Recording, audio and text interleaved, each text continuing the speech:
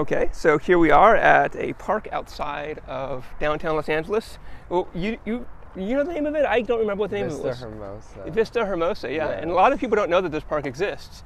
And It's so beautiful. it's a beautiful garden, and these are all, look like they might be native California varieties, and then you have a nice view of downtown. And yeah, it's just something that you could come here. Anyone could come here. Yeah. I mean, you might have to hop over the fence at night, but it's okay. Like, that makes it more fun, right? So anyway, I have been talking about having this with you for a couple weeks now. I'm so glad that you came. Yeah, thanks for having me. Yeah, it's great. So how's COVID been treating you? How's this entire thing been? It's all right. It's had its ups and downs, but I would say that it's been a very transformative year for me, as I'm sure it has been for many people. It was really hard at first because, as you know, I work in nightlife and stuff, and so my method of art making was primarily taken away. Continue. What I did. Nothing. Just a new thing for you, I think. Oh shit! I can't get this right. It wasn't towards your face, and so I was like, okay. I was like, dude, this is not gonna work. Fuck it. Let's just do this. Sorry. No, I actually, yeah. Right there it is. Okay, so continue. Yeah, no, it's just, all my shows and stuff, all the method of art making that was so, important to me was taken away. Okay, so I'm not a professional artist at all, but I do know that there are different types of art, if you will. Mm-hmm. There are people that do, let's say, performance art, or I don't know, or mixed media, or whatever it is. Well, if you were to classify yourself underneath those, would you? Just for people who may not know you or who may not know what kind of art you do? Oh, yeah. I mean, I think I'm primarily a performance artist, but I work in all types of... Lately, I've been doing a lot of painting, which is really nice, a nice change of pace. But I mostly do performance and video work. Mm-hmm. Yeah. And so I do know that I was talking with one performance artist in front of LACMA a couple weeks ago, and he was telling me how, at least the style that he does, it's really sort of changed his sort of amount of opportunities that he can do, and he's been able to kind of find new forms. Right. But I don't know if that's true, because I would assume that even under the title performance art, we're still dealing with a vast world. So has that not been possible with what you do? No, I definitely think it's been possible. I feel as if one of the most important lessons that this time has offered us is to learn to adapt and grow and not crack under the pressure, because making art is something that I feel as if I have to do, it's not really optional to my mental health, So, that's interesting. And so you feel a compulsion to do so. Can you maybe go into a little bit more details? So let's talk about before and after. So let's say that you feel compelled to do art, and then you do the process of art. Then afterwards, how does it change you? I think it depends. I think the most important thing is that it brings up a lot of things in my subconscious that I need to deal with, whether that be insecurities or I'm very open about my struggles with addiction as well, so stuff like that. So you'd say it's a process of surfacing thoughts?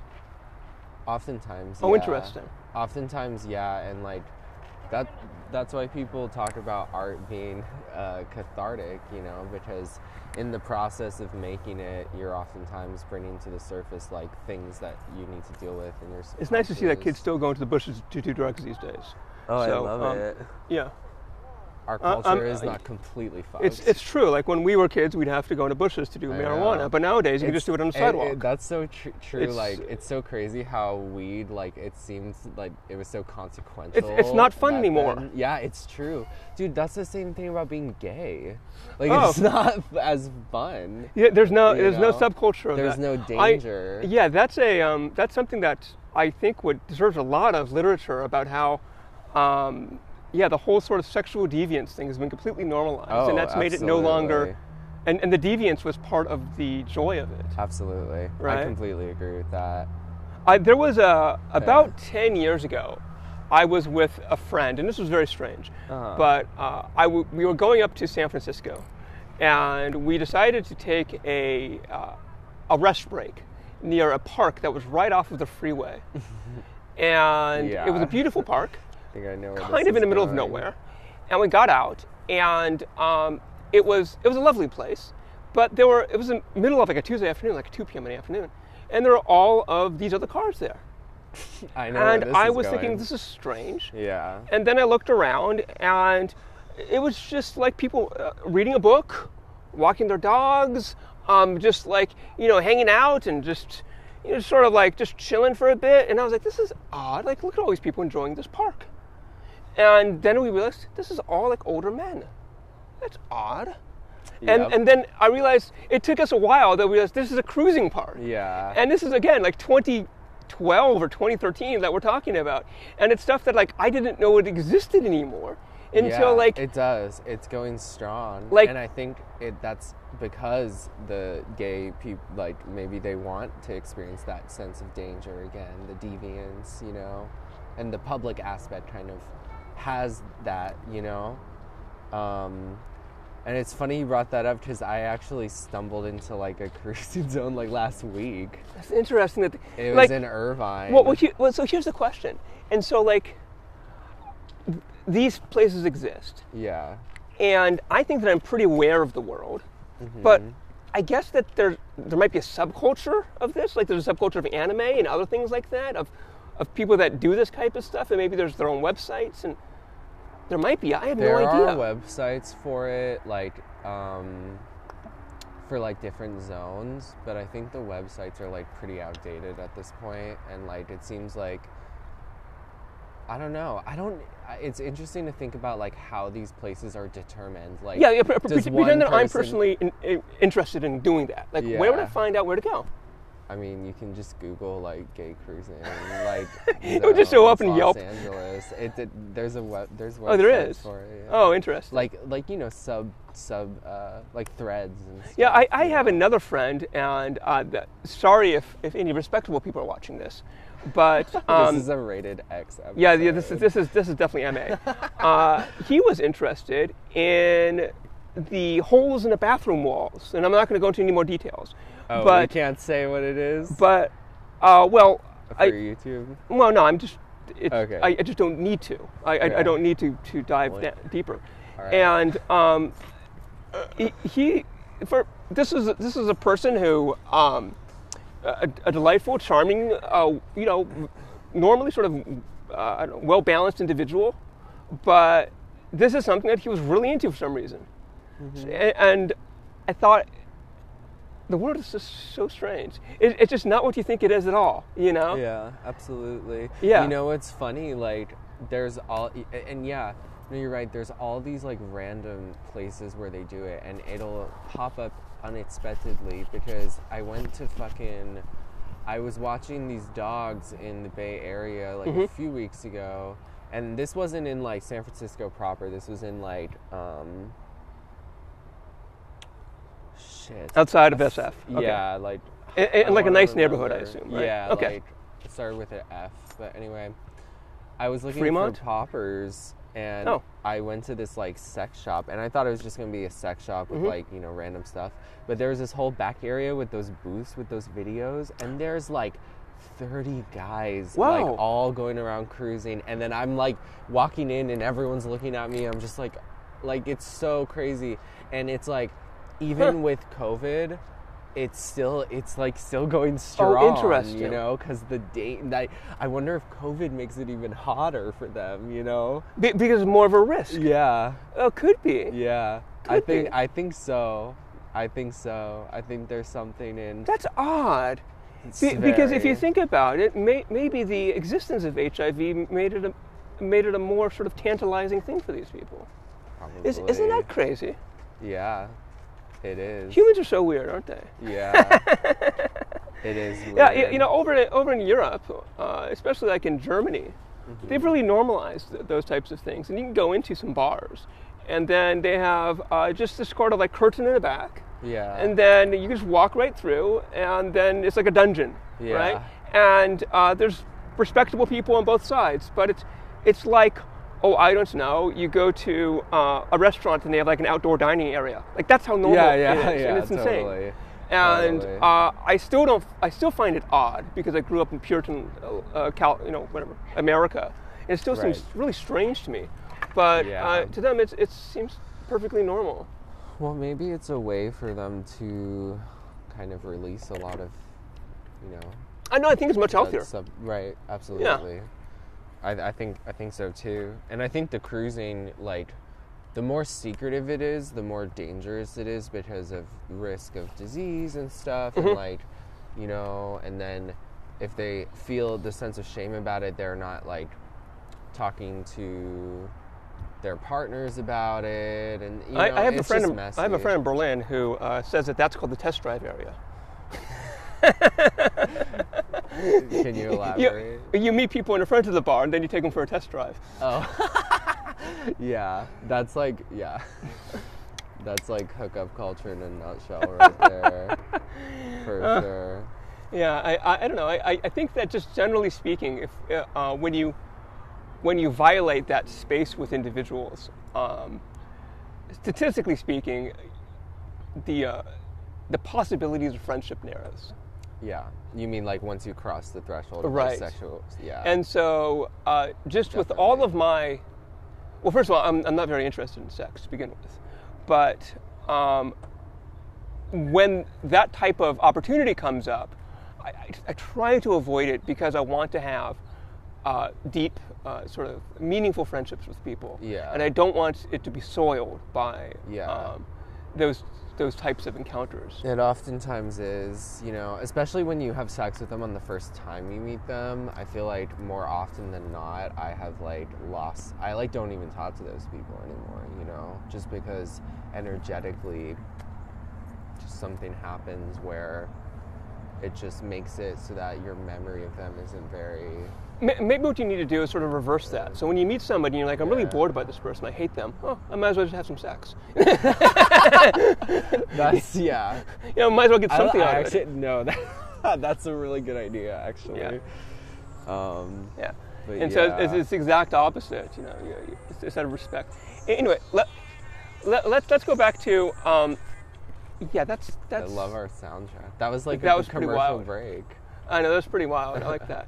Let's go back to, so you said that you grew a lot here and you learned a lot during COVID. So yeah. What exactly, can you maybe go into some details there? Yeah, absolutely. Sure. So I think just like in times of crisis, like you're just really faced with yourself. Mm-hmm. And I had been working in the arts, as like doing stuff as like a public person. And I think like losing all of that, I just really had to face like, in terms of ego, like who am I as a person? Like that's right. That's a topic you wanted to talk about. So let's get into that. Yeah. So you want to talk about ego. So I was living. I mean, I feel as if I was kind of living, the majority, kind of like in this public persona that I had crafted for myself, and I really have gotten to be more in touch with like who I am, just as a soul, as a human being, as a, like not so... Do you have a desire to be a celebrity? I don't know about that, but I want to be like, I want to be respected and I want to be able to make a living off of my work. And does fame entice you at all? Yeah. Okay. I think so. All right.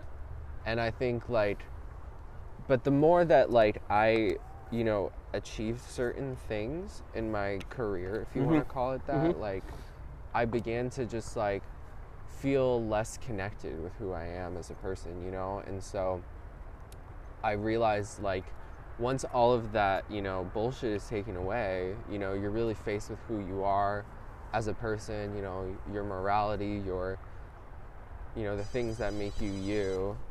And a message from our sponsors. Oh, I can't. I have to call her afterwards. That was a very important phone you. call, actually, but I'm not going to end the episode for that. Okay, thank you. So I it's appreciate 14 that. minutes in. So yeah. I hope it's okay. It's okay. But yeah, so, and then like I relapsed really hard on alcohol in like May, and it ended up getting so bad that Continue.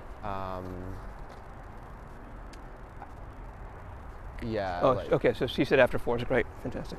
All right. So relapse in alcohol. All right. Cool. Yeah. So if you want to, and you don't have to do this, but I don't want you to necessarily list the types of narcotics you wanted or that you used, but I want you to instead talk about your relationship with them. Yeah. And definitely. how that started, how that went sour, and what you learned from that. Yeah, absolutely. So, I've always had like an issue with drugs and alcohol, but and I was sober for like about a year prior to the pandemic. And then once the pandemic happened, you know, I was spending a lot more time at home. I wasn't really like working all the time, and I wasn't like going to shows and like seeing. And when you said you were sober, were you going to meetings or did you just sort of stop it? I stopped it, but then I started to go to meetings. Okay, so you're going through the meetings. Okay, like cool. That. Sure. And then Were the AA meetings happening during COVID? They're all happening on Zoom right now. But I'm talking about like before I relapsed. Okay. And then once the pandemic happened, like I kind of, you know, everything was shut down, and I was really just by myself and with my own thoughts. And I think it had been so long since I had last drank that I forgot about all the things that made it really bad for my life.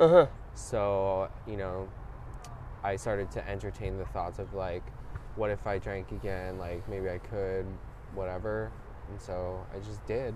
And then, you know, over a period of a couple months, it kind of spiraled into like drinking every day. And I think, you know, it was giving me a sense of relief. It would give me like this faux like euphoria, and like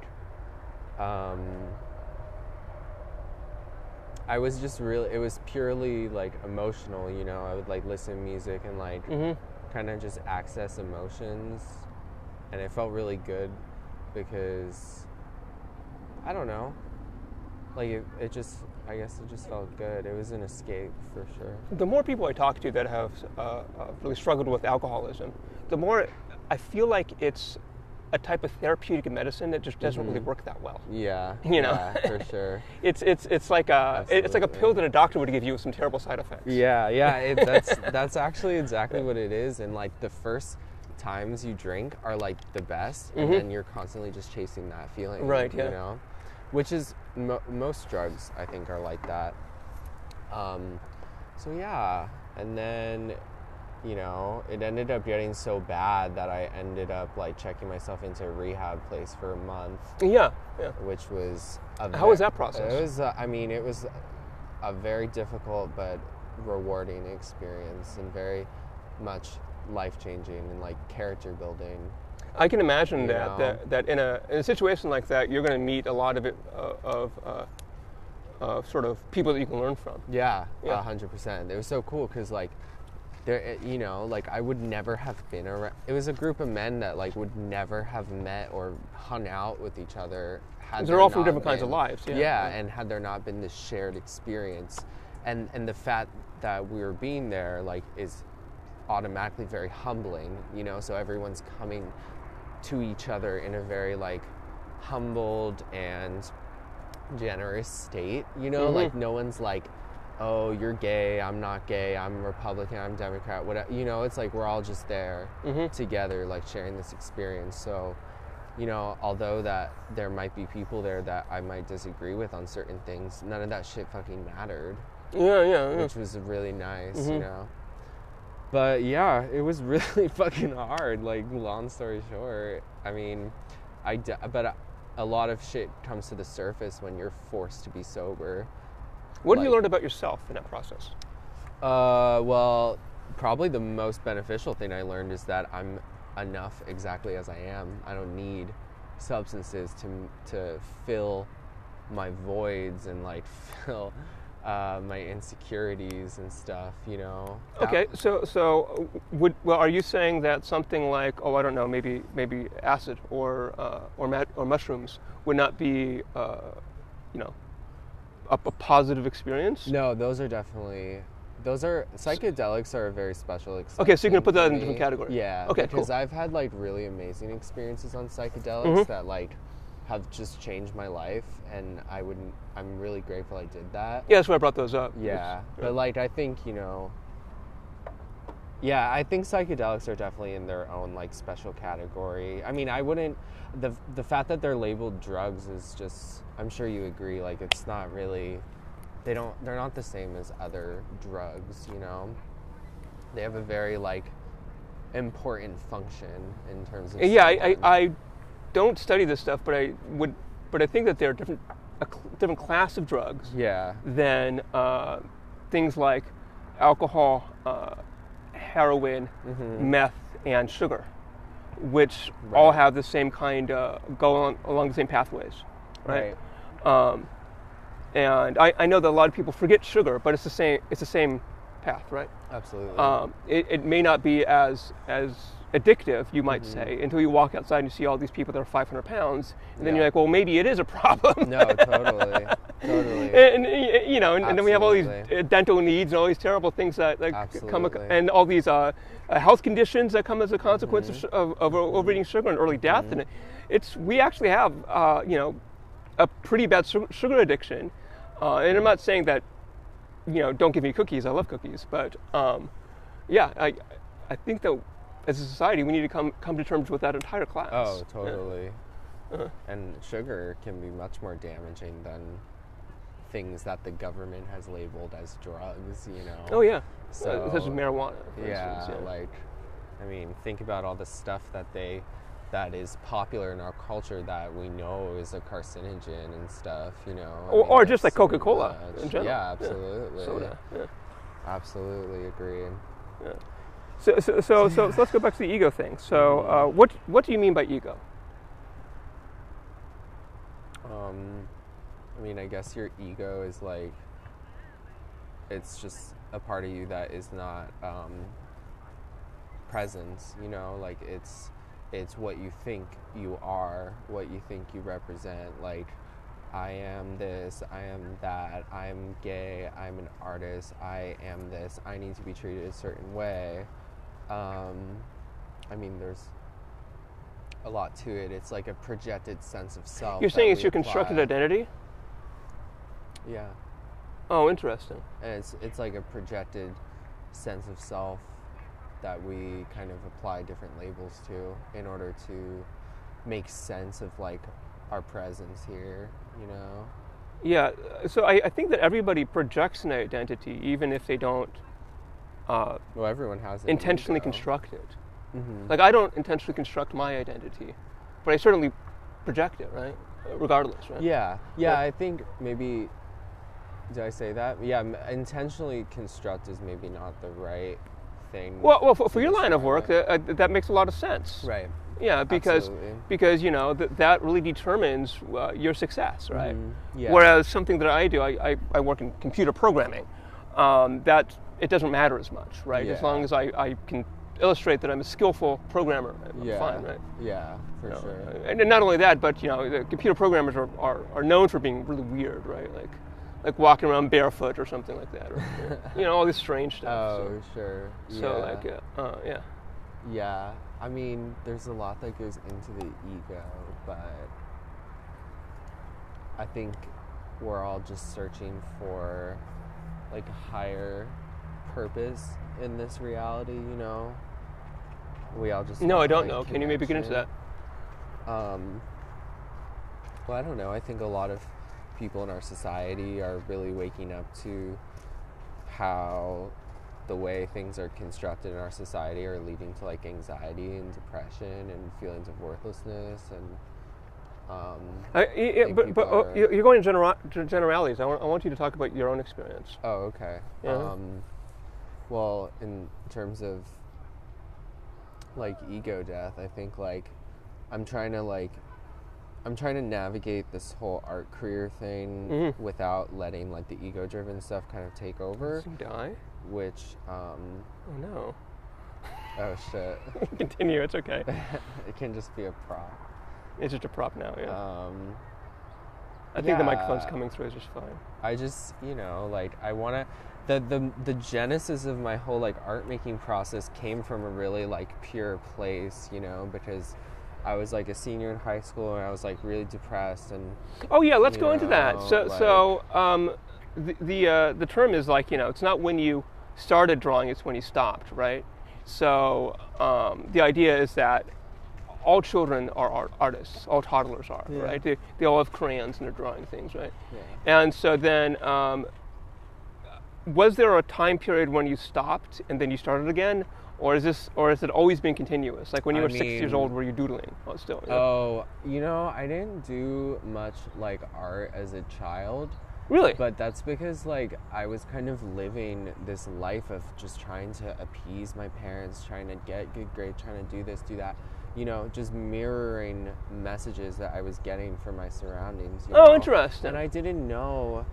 And I grew up like really Christian, pretty conservative. So you had a transformative experience in high school, you're saying? Mm-hmm. Oh, so go into that. I know nothing about this. Yeah, so I mean,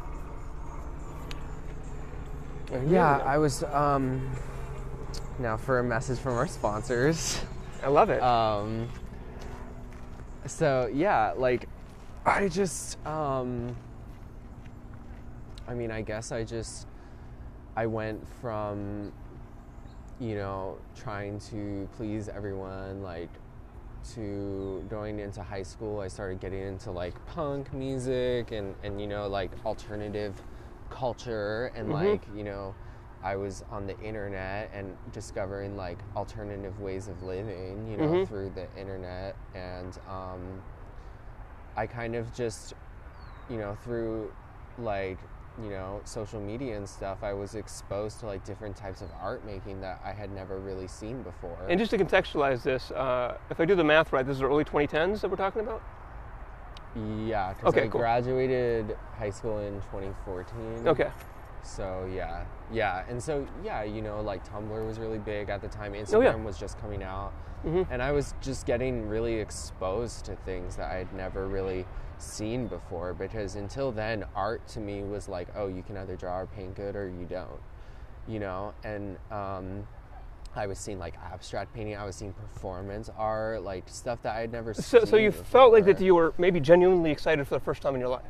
Yeah, like definitely. Like once I remember that I have like a series of paintings that I made that were from that time, and those are so special to me because like when I made them, like it was so pure, like I wasn't thinking about who's gonna see this and who's gonna like this or who this or that. You can still do that. I was just, well, I know, but like, no, I know, but I'm just saying like that was just a very special time in my life and in art making, So, anyway.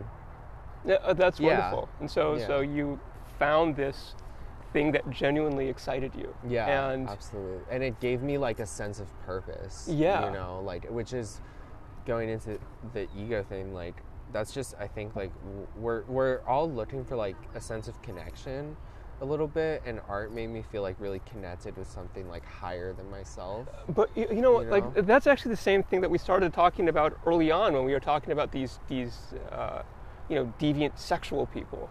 I can assume they have that same experience. Sure, yeah, it's the same emotive thing. It's like they'll say like, oh, I was super depressed in my job, and then I had a sexual encounter in the bushes somewhere, and it brought life back to me. I'm just, well, some methods are healthier than others. You know what I mean? Like I can imagine somebody finding it really thrilling and exciting, and then trying to seek that out again in the same kind of way. It's interesting how we find these sort of physical manifestations of these emotive experiences, and they're somewhat arbitrary, aren't they? Like the method is arbitrary to the feeling. Yeah, why is dropping your pants in the bushes like something that's super exciting? Like, like that. Yeah. That sounds That's strange. yeah, that's so true, because like everyone can have a transformative experience. Everyone's transformative experiences are different, you know, and that's actually a really great point, that you know, we just want to look for that experience. It doesn't really matter how that experience comes about. What's important is the feeling you felt when you felt connected to something greater than yourself. Is it, you know? well, I mean, I guess the bigger thing is that, like, is that experience real then? Or is, what I mean by that is that if you're saying that I could manifest that, either through finding out about somebody who throws paint in themselves and rolls around on a canvas, or I could find that out by, I don't know, maybe learning how to play chess and then going to a chess meeting, or I could find that out by dropping my pants in a bush somewhere. I mean, these are completely different things, but you're saying if that's all the same thing, then maybe we need to just find out how to get to that emotional place. No, yeah, right? I completely agree with that. And that's the thing that we need control of. Yeah, and totally. the kinds of our sort friends of are coming. the vehicles that don't really matter as much. Yeah, absolutely. Okay, no, so I completely agree with that. I think that's a fascinating sort of thing. Oh, hey. You ready? Okay, so we need to move a bit. We promised this. And so we're going to move over to this bench right here. And let's just do this. So let's just do this, and they're going to be taking some wedding photos. And I think that what we're going to do is just do all of this. Flip it. No, I don't want to flip it, because I want all of this to be in one sort of thing. And I think it would be cool. So there it is. Oh, there it is. And we're going to do this to make sure that I'm on camera as well. You can start. You guys have the space. Is this good enough? Yeah, that's good enough. All right, sure. So all I need to do is make sure that we go down a bit. And we can continue. All right. So. Are you going to get married? Am I? No, I don't want a Get marriage. married? No. Aww. No. My thoughts on marriage would be inappropriate to speak of right now. But let's suffice to say that it's not for me. So I think I that do. You'll go to my wedding, right? Sure, I'd go. No, do you want to get married? Is that something you would like to do? Yeah. Oh, interesting. But maybe that's my ego driven. No, I just find it interesting, because I mean, here we are. I don't know, 30 minutes into this thing, and you're kind of talking about the problem that everything has become way too conventional, right? And marriage is a very conventional thing. But do you think that you have a desire for conventionalism? Still. I think some things, yeah, I need a little bit of structure and organization in order for me to feel like sane. You know, in terms of a physical relationship, I prefer monogamy, which is not popular in gay male culture right now. You know, and well, I think it is quite popular. I just think that really? And I'll tell you why. I would say that the people that find those, they go up and often they live their good lives. Mm-hmm. It's just that the ones that are constantly surfacing themselves again and again and again are the non-monogamous ones. You understand what I mean? It's a filtering process.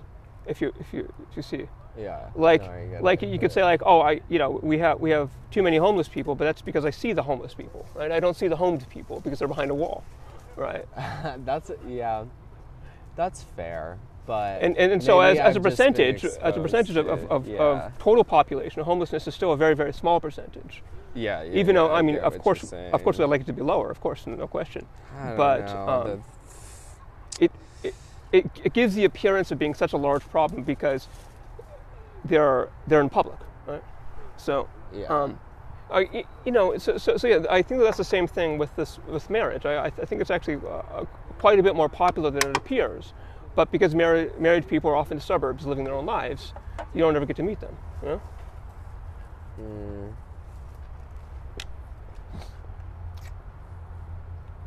Could be. You're quiet. Maybe I feel like gay men is a different kind of situation. Is it? Yeah, I think that lots of times they want to hold on to a sense of freedom, and maybe there's a hypersexuality that is popular in the culture that they also want to hold on to, you know? I mean, I can understand why you may think that, but then without, how can you know that? Because... Oh, I don't. Right. It's just my opinion. Just my observation. Because because you know, all of the surveys that you could do, you could go on a sexual dating app, but all the people on there are going to be already self-filtered to that category. Yeah, you can go to these true. to these sites where people go into bushes, and it's the same filter, right? Or you can go to a place, a bar where people, it's the same filter, right? It's the same filter across the board. And so and so the thing is that like you're constantly looking at this narrow lens, and it's the same thing with life in general, right? Is that it's so hard to make generalities about the human condition, because wherever you go and whatever experience you have, you're looking at a very, very self-selected group. Yeah, that's for sure. So it's tough. That's why I think that you can only sort of make comments about yourself. Yeah, well, I think that I am making a comment about myself in terms Unless you're like of, some kind of academic sociologist. Yeah, I have no interest in being that at all. I think, the point I was just trying to make is that I've had much more meaning in... It's okay. So, it's not so dirty. They're super cheap. I'll wear another one. Continue. You have much more meaning. Yeah, no, the point I was just trying to make was that, like, when there's a sense of structure and perhaps sacrifice in a relationship, okay. ultimately has, like, more meaning to me. Well, I think the sacrifice thing is something a little bit more important to get into. Yeah. I think that is something that so you're saying that I sort of view it as a kind of like as a form of slavery, because at the end of the day, if I was to align with any political party, unfortunately, I'd have to say that the closest one out there of all the major parties is libertarian, even though I don't agree with them on most things. But I agree with them on the principle of maximizing individual liberty, and I view something like marriage or monogamy or any of those things as kind of a capturing of the other person, and I view it fundamentally as something that's disrespectful, and I know that that's not shared amongst everybody. It's very popular. People seem to have wonderful, meaningful lives. My parents have been married for 50 years or whatever. I know that this couple right here is the one that are walking around, an elderly couple. They've probably been married for 40 years. But for me, I cannot get past that belief that I have, wherein fundamentally I would be restricting that other person, the one that I ostensibly say I care so much about. So that's why I don't do it. But you say something brand new to me, which is you believe that that's a virtue of it. Absolutely. So you made the choice to have that type of relationship. So with that in mind, you are putting in a certain amount of work in order for, like, it's kind of like return on investment, right? Because you believe that this person is special to you and you want to share something with them. That is a sacrifice that should be made, and we're all just looking for the person that is worth it to do, It's interesting. Relationships are most of the time consensual, so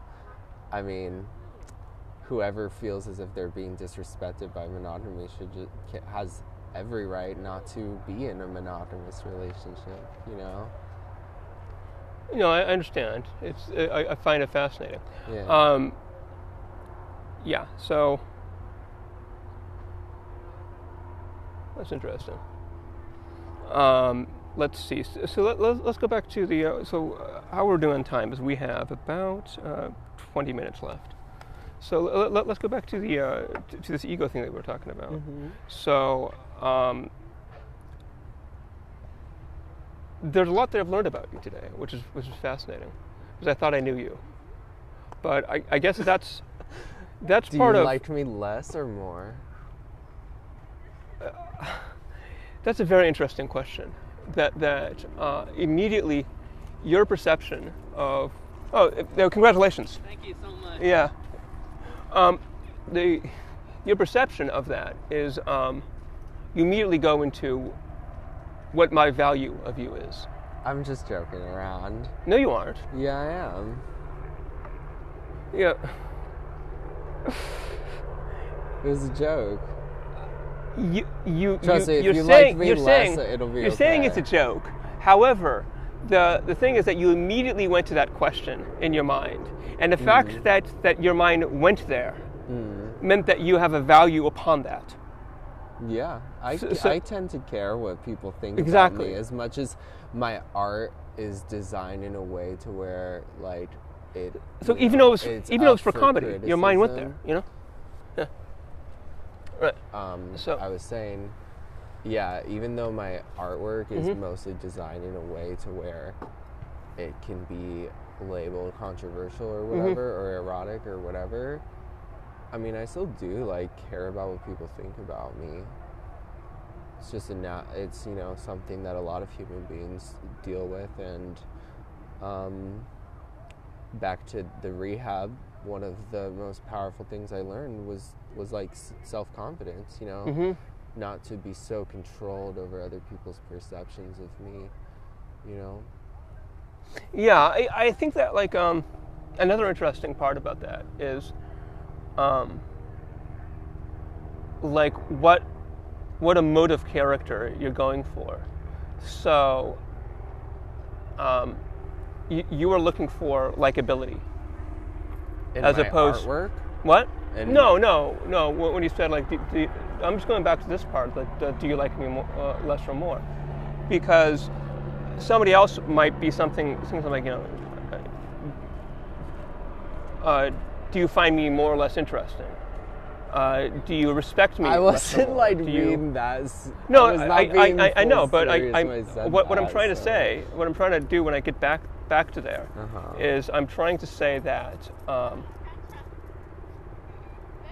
if we are going to say that some people have a desire for others' emotional responses, I believe that different people desire different emotional responses from others. Oh, without a doubt.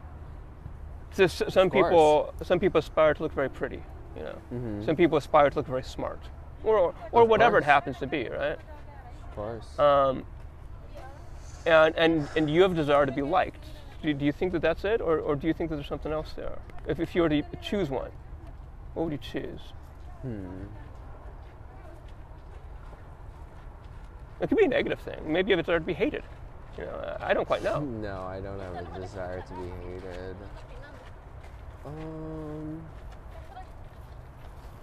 I don't know. Probably just, yeah, I mean, the desire to be liked would just come because I was like very heavily bullied and stuff, and like just certain programming that I learned from my family unit as well. Probably just liked is cut and dry. Yeah.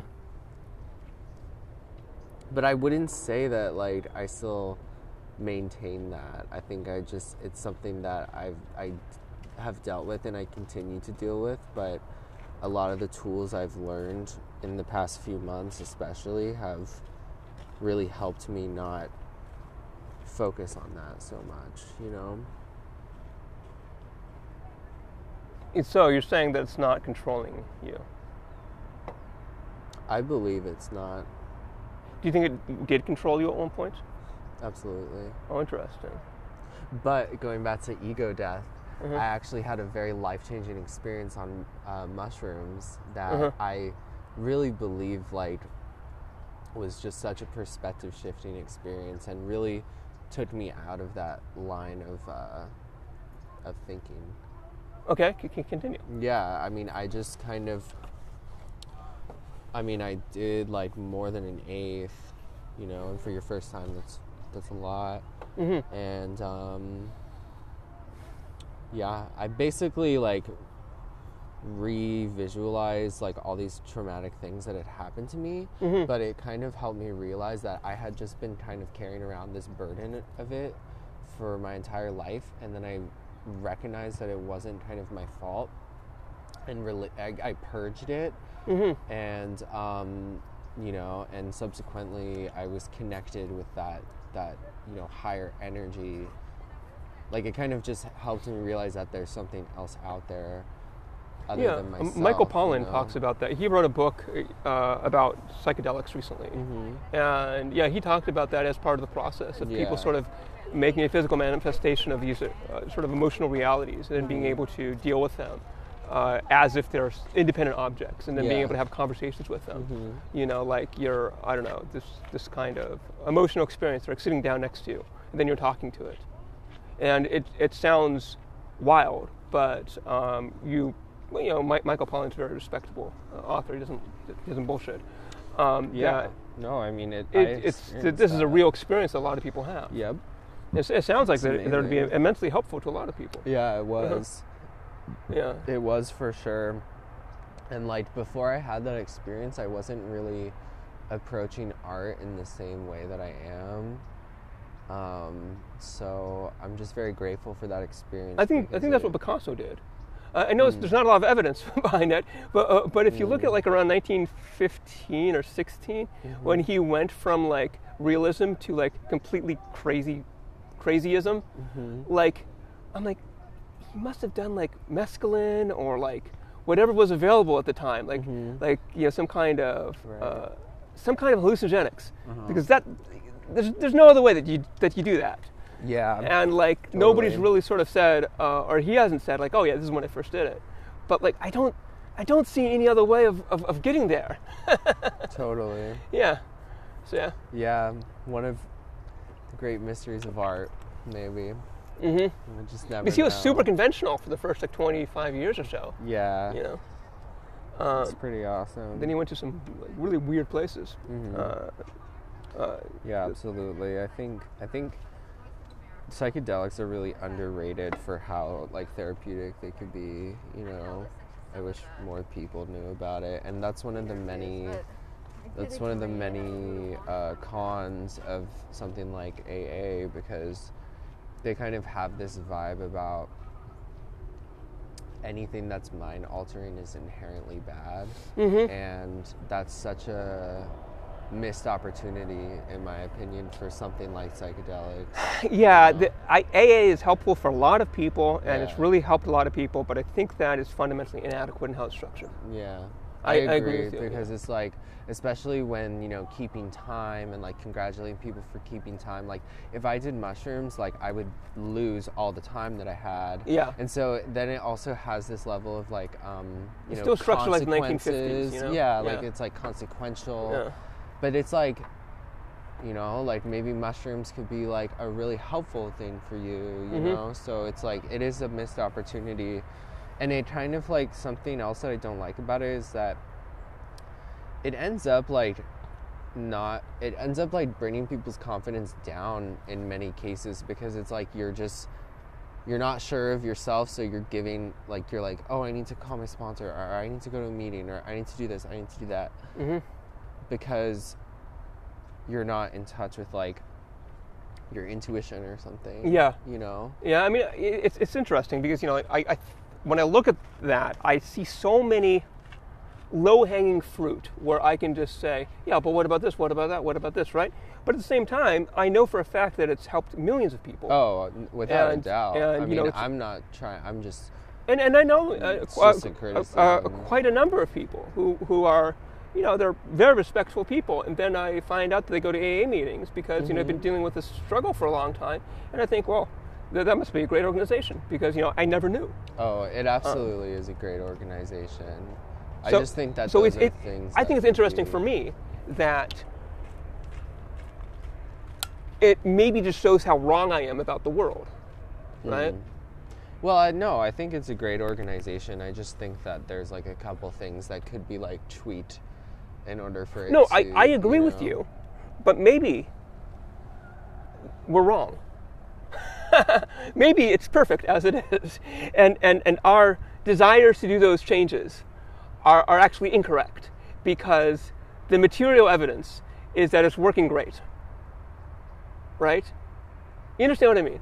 No, I definitely understand. And that, like, I find it very hard to say that, yes, I think that they should remove God, right? And I say, I firmly believe that that's a correct way to go, right? Maybe I'm wrong there, because they seem to be doing quite well. Maybe all of my assessments and all of my things that I'm 100% confident of are completely incorrect. And I think that's fascinating. Yeah. That I could be at a point where the things I believe most firmly in can be completely incorrect. And I love that feeling, because it means that I still have some fundamental growing as a human being. Oh, I completely agree with that. Like, it's always great to know how little you know. And I think it's important for humans in general just to, always be thinking critically about our presuppositions about things. We should respond to being wrong with being delightful and excited. Right, to learn. Exactly. Yeah, absolutely. I mean, I completely agree with you. Like, AA is working for a lot of people. I feel as if I hate the psychedelics thing that much, I don't have to be a part of it. Right. And that is one of the many beautiful things about being a human being, is that we have a certain amount of freedom to choose, where we want to align. So I don't have to be a part of the program, rather than like having all this stress about what I don't like about it. But what I like about the program far outweighs what I don't like, But I just, I think psychedelics have a very medicinal quality, and that should be explored more. Yeah, I don't know, like, the other thing about AA is that, like, I know some people that are really involved, and I've gone to some of the meetings because with friends, just as support, and I frankly don't get it. I don't understand it at all.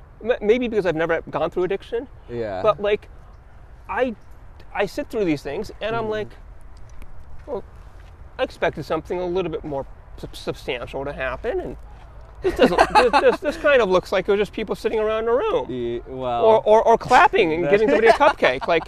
Like this is all it takes. I sort of felt that it was going to be like some great edifice, some great building, great city, and I go over there and it's like a hut, and I'm like, that's it. Yeah, But because I haven't gone through the process, I don't see it. Well, I think, I totally get what you're saying. I think what has been the most beneficial for me is like at the speaker meetings where someone gives, the majority of the time is someone telling their story. Oh, yes. And when you hear, a bunch of different stories, there's so much to be learned from other human beings' experience. So those have been the most beneficial for me. But, every meeting's different, and I could totally, that's pretty funny that you got that out of it, Well, again, it just tells you how weird humans are, right? Is that, like, if I don't know, show my foot to somebody, and they're like, that's a foot, but a certain percentage of the people, they would say, oh my God, that is the most erotic thing I've seen in my life, right? Yeah. And like, it's the same damn thing in front of you. Yeah. It's just that one person goes, woo, and the other person is just like, oh, whoops, crazy foot, right? Yeah. I mean, and that's just across the board, whether it's like, I don't know, people, latex, all these strange kinds of things out there, right? Where people just, I don't know, a bubble wrap, all these weird fetishes that people have. And it just shows me how much I'll never know. How many experiences I'll never be able to have. There's so much, right? There's so much out there. I mean, that was a big learning thing with the trans people, because I've never thought about my gender. But like, when I see the struggle that these people go through, I have to assume that it's extremely genuine, and that this is the main focus of their life, and I have to respect them for it, even though I personally will never understand it. And I find that fascinating. Yeah, no, I mean, that's kind of like how volatile things are in politics right now. That's not what, like, people are getting. It's that, like, there's something really interesting about people that you don't understand necessarily, you know, and you don't have to fucking dislike something because you don't understand it, you know? That's so narcissistic. Right. So I think there's a beauty in something you don't understand, right? Yeah. So yeah, we're all still children trying to become adults. Yeah. And that will remain until we die. Yeah. Yeah. So well, I think that's our time. it. We can continue talking, but it's Perfect. 55. All right. Well, thank you so much. Yeah, thanks it's for been a pleasure. having me. Even though we had our backup audio failed a few times.